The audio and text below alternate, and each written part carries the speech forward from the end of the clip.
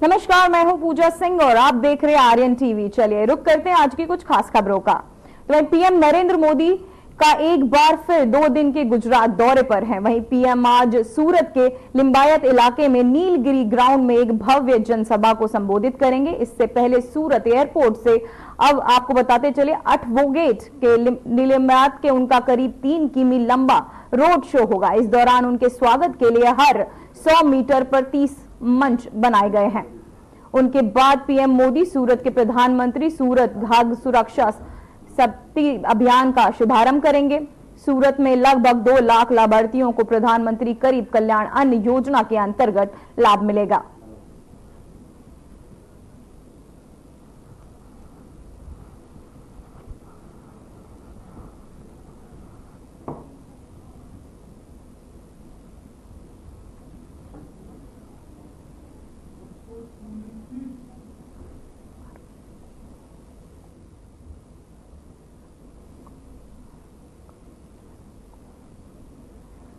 तो वहीं केंद्रीय गृह मंत्री अमित शाह ने रानीपेट के कोड़म में केंद्रीय औद्योगिक सुरक्षा बल के आपको 56वें स्थापना दिवस के पुष्पांजलि अर्पित की। इस कार्यक्रम में वे मुख्य अतिथि के रूप में शामिल हुए।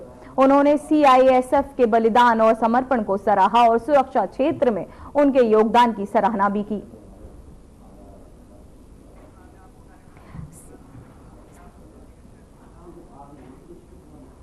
तो चलिए आपको सुनाते हैं कि उन्होंने इस कार्यक्रम के दौरान क्या कुछ कहा। चाहता हूं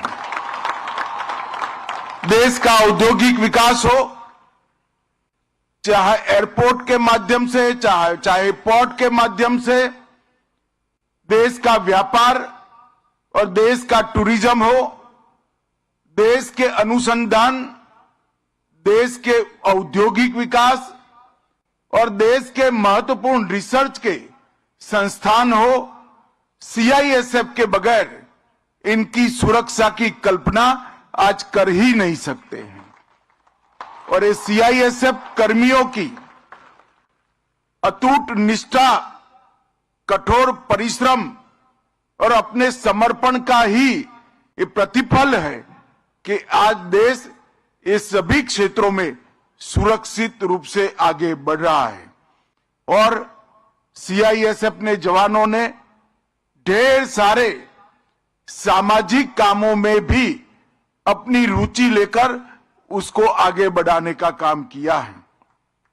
हमारे प्रधानमंत्री जी ने 2027 तक देश को दुनिया की तीसरी सबसे बड़ी अर्थव्यवस्था बनाना और 47 में एक ऐसे राष्ट्र का निर्माण करना जो दुनिया में सर्वप्रथम हो। ये दोनों संकल्प 140 करोड़ की आबादी के सामने रखे हैं। उस संकल्पों की सुरक्षा में, इस संकल्पों की सिद्धि के लिए सीआईएसएफ का योगदान मैं मानता हूं बहुत महत्वपूर्ण है। आज हमारे देश के पूर्व गृह मंत्री और महान स्वतंत्रता सेनानी गोविंद वल्लभ पंत जी का पुण्यतिथि है। मैं आज उनको भी बहुत सम्मान के साथ स्मरण करना चाहूंगा। आज यहां पर मैंने 127 सीआईएसएफ के बलिदानी जवानों का स्मारक पर उनको श्रद्धांजलि दी है।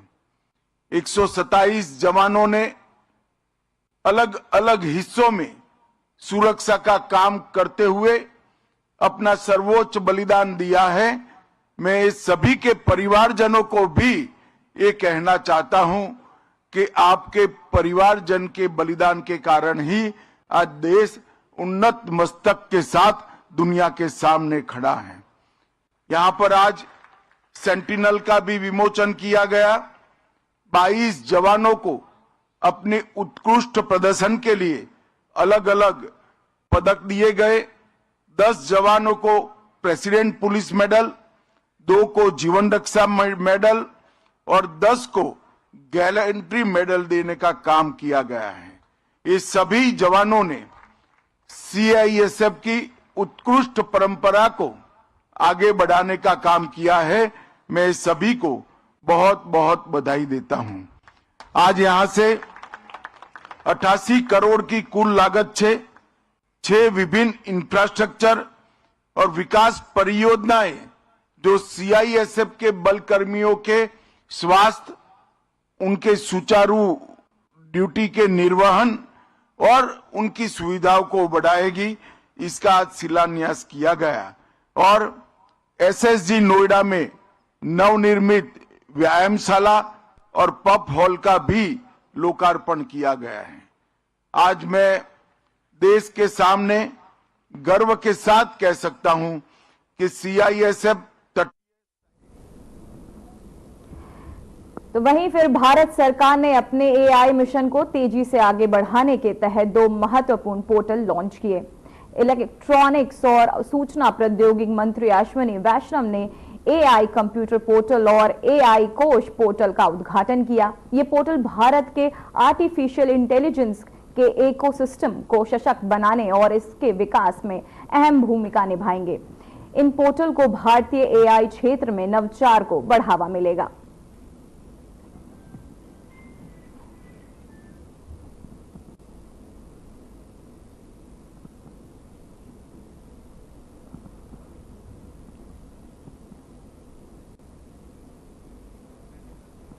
तो वहीं एआई मिशन के तहत पोर्टल लॉन्च किया गया, जहां अश्विनी वैष्णव ने इसका उद्घाटन किया।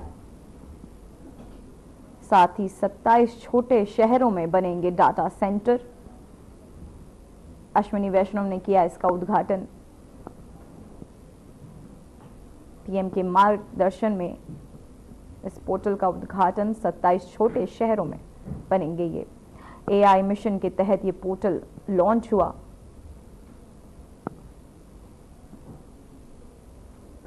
अश्विनी वैष्णव ने किया इसका उद्घाटन।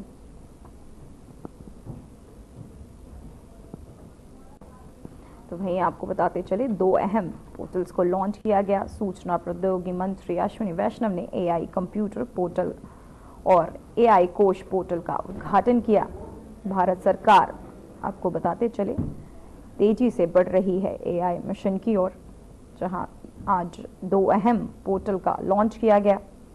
सूचना प्रौद्योगिकी मंत्री अश्विनी वैष्णव ने ये एआई कंप्यूटर पोर्टल और एआई कोश पोर्टल का उद्घाटन किया।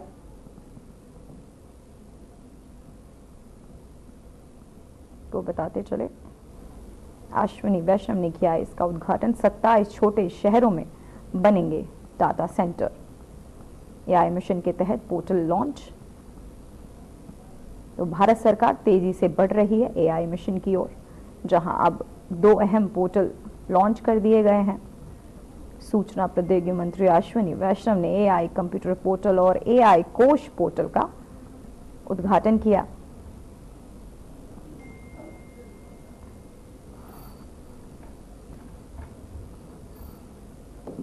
सत्ताईस छोटे शहरों में बनेंगे डेटा सेंटर। एआई मिशन के तहत ये पोर्टल लॉन्च किया गया।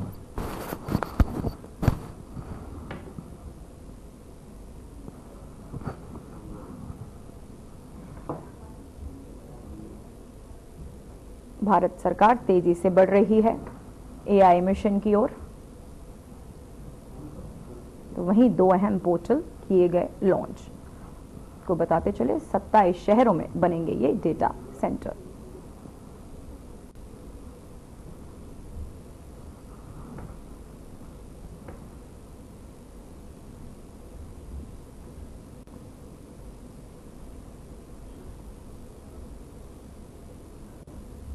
भारत सरकार का तेजी से बढ़ रहा है एआई मिशन, जहां आज 2 अहम पोर्टल किए गए लॉन्च। सूचना प्रौद्योगिकी मंत्री अश्विनी वैष्णव ने एआई कंप्यूटर पोर्टल और एआई कोश पोर्टल का उद्घाटन किया, जहां एआई मिशन के तहत ये पोर्टल लॉन्च किए गए। जहां एआई मिशन के तहत ये पोर्टल लॉन्च हुए, साथ ही 27, आपको बताते चले 27 छोटे शहरों में किए जाएंगे data centres launch.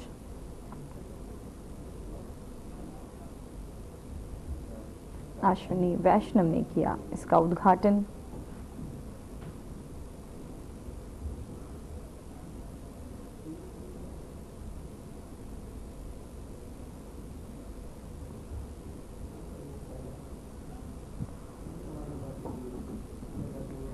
AI mission के तहत आपको बताते चले 2 अहम पोर्टल किए गए हैं लॉन्च। 27 छोटे शहरों में इनके डेटा सेंटर बनाए जाएंगे, जहां आपको बता दें अश्विनी वैष्णव ने इनका उद्घाटन किया है।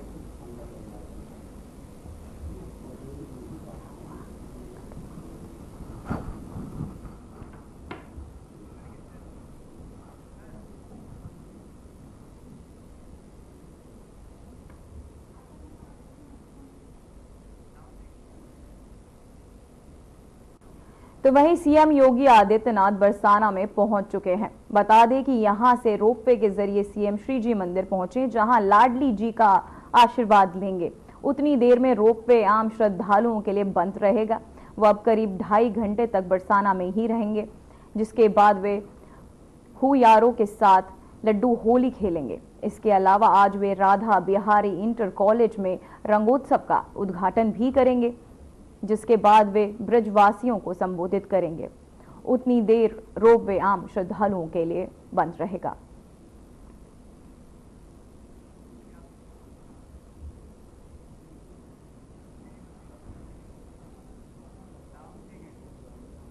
चलिए आपको ले चलते हैं श्रीजी मंदिर, जहां सीएम योगी पर पहुंच चुके हैं।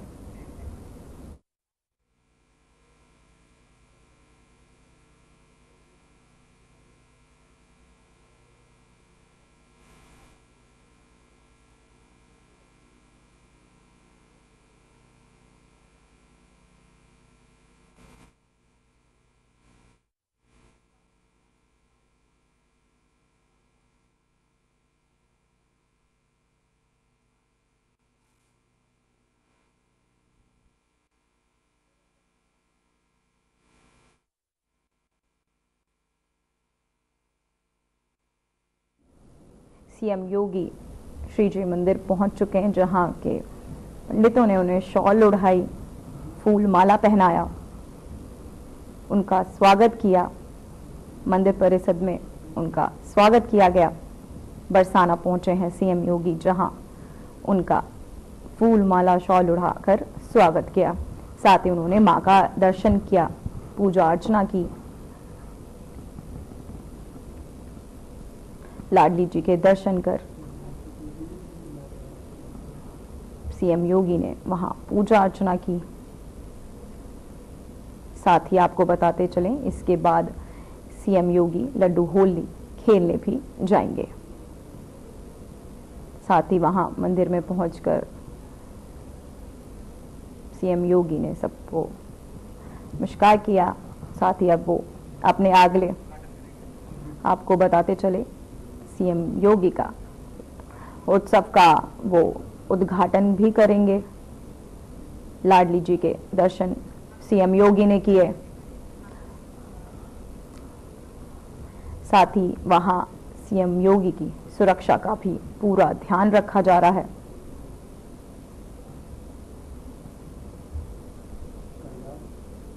सीएम योगी लाडली जी के दर्शन किए, पूजा अर्चना की। लोगों में योगी सीएम योगी को देख के उत्साह की लहर। जहां सीएम योगी आपको तस्वीरों में दिख रहे हैं, लोगों पर फूल बरसाते हुए।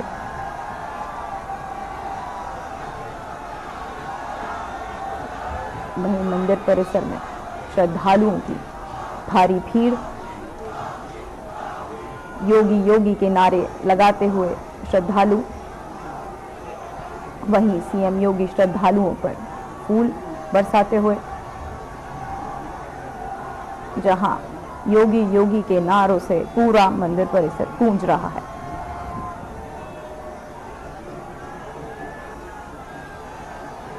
तो वहीं सीएम योगी ने लोगों पर फूल बरसाए। योगी योगी के नारों से पूरा मंदिर परिसर गूंजा।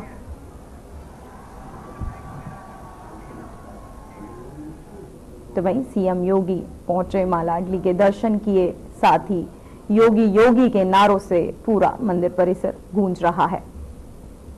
सीएम योगी ने लोगों पर फूल बरसाए। तो चलिए अब आपको सीएम योगी को सुनवाते हैं कि उन्होंने इस वक्त क्या कुछ कहा।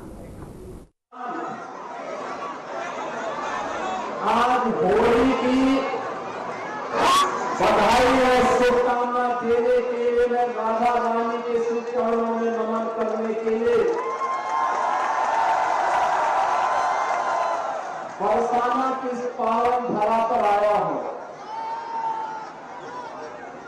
हमारी ब्रजभूमि भारत के सनातन धर्म की अत्यंत श्रद्धा की भूमि है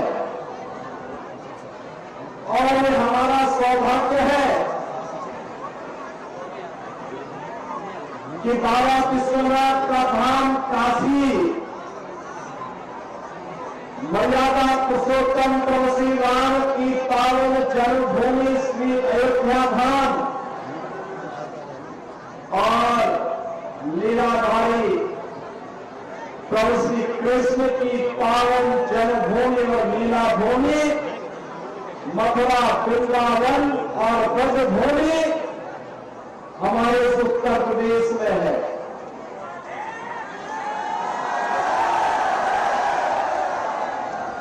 दुनिया का सबसे बड़ा आध्यात्मिक और धार्मिक सांस्कृतिक आयोजन अभी उत्तर प्रदेश की धरा पर प्रयागराज की धरती पर संपन्न हुआ है। 66 करोड़ से अधिक श्रद्धालु वहां पर उपस्थित हुए और आज का ये दृश्य पिछले कई दिनों से मैं लालाई थाने चौधरी लक्ष्मी नारायण जी से बार बार कहता था कि मुझे होली के आयोजन में ब्रज में आना है और मेरा सौभाग्य है कि आज जब बरसाना की लट्टूमार होली है यानी होली का आमंत्रण देने किया पावन दिवस, तो मैं आज आपके माध्यम से प्रदेश और देशवासियों की होली का आमंत्रण देने के लिए। तो वहीं केंद्रीय मंत्री ज्योतिरादित्य सिंधिया ने जोधपुर एयरपोर्ट के निर्माण कार्य की शुरुआत को लेकर बयान दिया। उन्होंने कहा कि यह कार्य पूर्व सरकार के समय में प्रधानमंत्री मोदी के निर्देशानुसार शुरू हुआ था और ये तीव्र गति से पूरा हुआ। उन्होंने आगे क्या कुछ कहा, आइए आपको सुनाते हैं। की कार्य की शुरुआत पूर्व सरकार के समय में प्रधानमंत्री जी के निर्देश के अनुसार शुरुआत हुई थी और तीव्र गति से ये एयरपोर्ट तैयार होगी। गजेंद्र सिंह जी मेरे साथ तब भी संपर्क में थे, आज भी नागर विमानन मंत्री जी के संपर्क में हैं। जोधपुर केवल राजस्थान के पटल पर नहीं, केवल देश के पटल पर नहीं, लेकिन विश्व पटल पर अपना स्थान और इतिहास रखता है और मुझे पूरा विश्वास है कि जो भव्य रूप भारत की इतिहास और परंपरा और संस्कृति के आधार पर जो हमने डिजाइन किया था जोधपुर एयरपोर्ट का, वो भव्य रूप शीघ्र ही शीघ्र लेगा।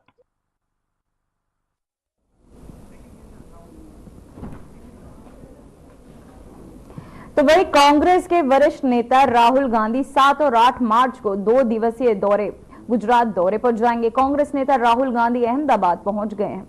इस दौरान वे अहमदाबाद में पार्टी पदाधिकारियों, वरिष्ठ नेताओं और कार्यकर्ताओं के साथ बैठक की आगामी चुनावी रणनीति पर चर्चा करेंगे।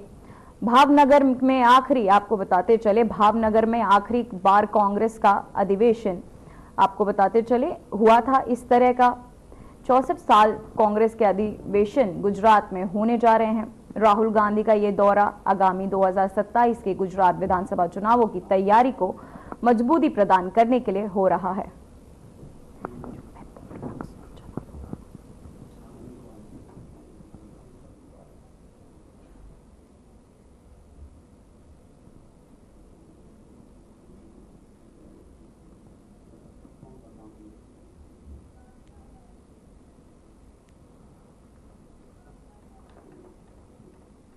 तो वही 2 दिन के गुजरात दौरे पर राहुल गांधी विधानसभा चुनाव को लेकर कई चर्चा पदाधिकारियों से कर सकते हैं।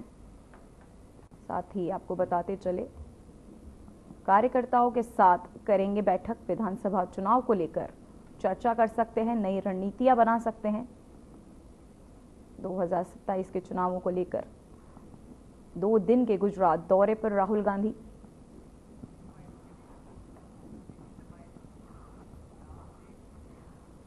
वहीं झारखंड विधानसभा के अध्यक्ष रविंद्र नाथ हमतो ने बीजेपी अध्यक्ष बाबूलाल मरंडी को बीजेपी विधायक दल का नेता चुने जाने पर अपनी प्रतिक्रिया व्यक्त करते हुए कहा, झारखंड विधानसभा के विपक्ष के नेता मिलने से विधानसभा के संचालन में काफी आसानी होगी।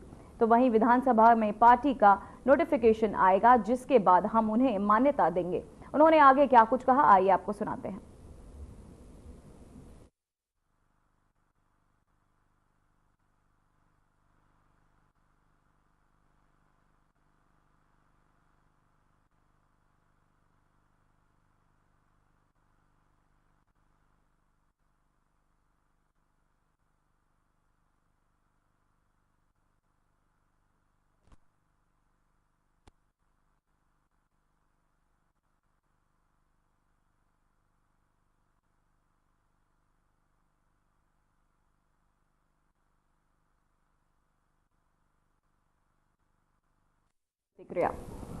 तो वहीं पारादीप नेहरू मंगला मत्स्य बंदरगाह पर एक नाव में भीषण आग लग गई, जिसके परिणाम स्वरूप 12 बड़ी नावें और 5 लंबे जहाज जलकर राख हो गए। यह हादसा मछली पकड़ने वाले बंदरगाह पर हुआ, जहां कुल 650 बड़ी नावें और 400 टग बोट मौजूद रहे। वहीं आग लगने के कारण का अभी तक पता नहीं चल सका है और मामले की जांच जारी है। इस घटना से बहुत भारी नुकसान हुआ है और आपको बताते चले कि इसकी जांच पुलिस अब कर रही है।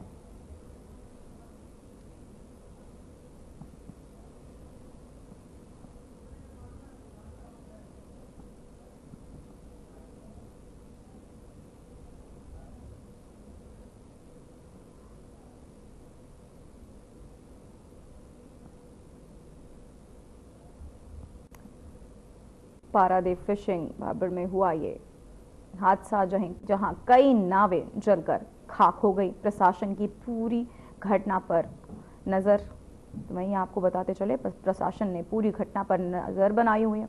वहीं कई नावें जलकर खाक हुई। वहीं आग बुझाने का कार्य लगातार जारी है।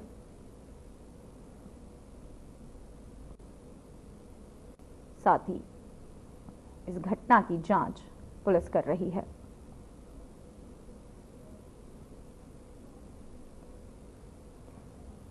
नावों के जलने से भारी नुकसान का सामना करना पड़ा लोगों को। कई नावें जलकर खाक, भीषण ये आग जिसने सभी नावों को जलाकर खाक कर दिया। पारादीप फिशिंग हार्बर में लगी ये आग। पारादीप फिशिंग हार्बर में ये आग लगी, जहां कई नावें जलकर खाक हो गई। प्रशासन की पूरी घटना पर नजर, साथ ही घटना की जांच में पुलिस भी जुटी हुई है।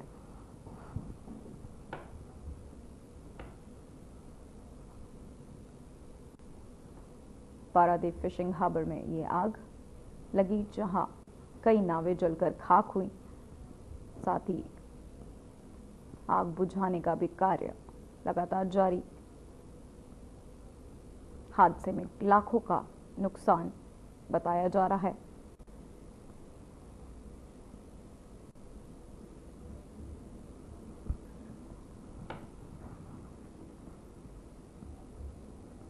पूरी घटना पर प्रशासन लगातार अपनी नजर बनाए हुए।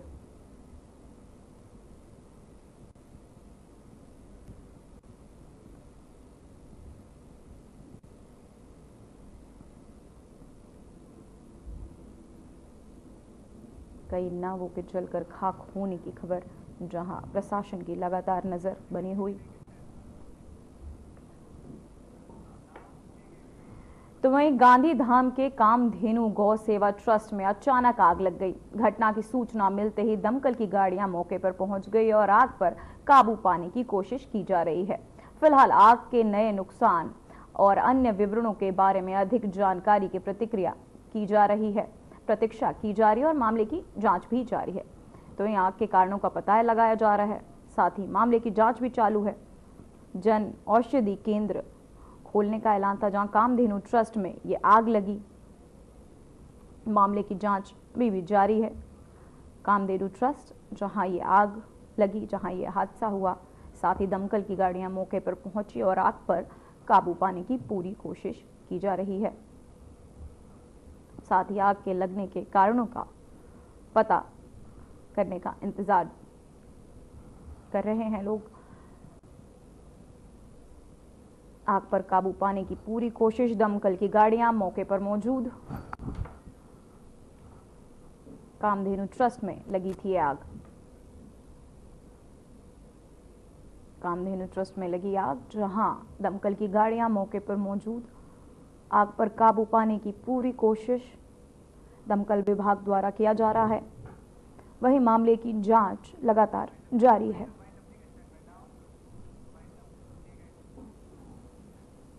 फिलहाल खबरों में बस इतना ही। मुझे दीजिए इजाजत। नमस्कार।